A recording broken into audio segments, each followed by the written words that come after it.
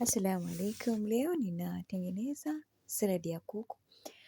Hapa nitaosha bakdunis ambayo ni parsley, niko na khas, niko na nyanya, niko na pilipili boga, niko na carrot pia na niko na vitunguu vya kijani. Haya, nitavikosha vizuri. Kisha nikirudi hapa niko na viazi ambavyo nimevitengeneza kama hivi, alafu kisha nimevikaanga. Hapa nitaweza kukatakata saladi yangu, na nikirudi hapa nina kuku zinji chicken hizi hapa, nitazikaanga pia nazo nitaekelea kwenye saladi yangu. Haya, na baada ya kuiva nitatoa kama hivi, umeona, nitazikatakata hizi ndogo ndogo, kisha nitaziweka pembeni kwenye na viazi. Hapa ni baada ya kukatakata saladi yangu tayari kama hivi, nitaichanganya, umeona.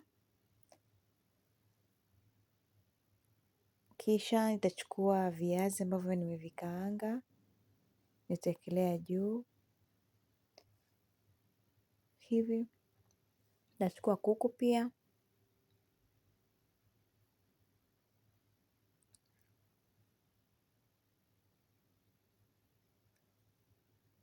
na kisha nitarudishia viazi tena juu yake. Alafu kisha hapa nina zaituni ambazo ni nyeusi, ambazo zimekatakata kama hivyo. Na hapa nina zaituni ambazo ni nini? Ni za kijani. Zote nitazitumia. Hapa na nyeusi, nitaziwekelea hivi, na nitaweka pia za kijani kama hivi. Na hapa niko na mikate ambayo nimeikaanga pia, nitawekelea juu kama hivi. Kwa hiyo saladi yangu inakuwa kama hivi, umeona? Kisha nitarudi kutengeneza sauce.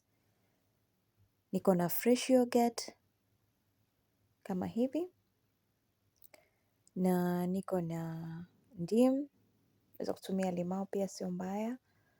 Nitaweka thum, kitunguu saumu, binzari nyembamba, na pilipili manga na chumvi. Nitaongezea chumvi. Haya, kisha nitakoroga vizuri.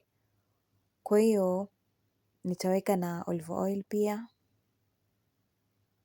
nitachanganya.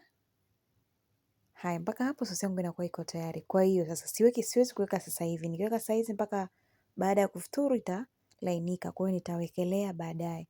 Kwa hiyo mpaka hapo inakuwa iko tayari. Karibuni wapendwa.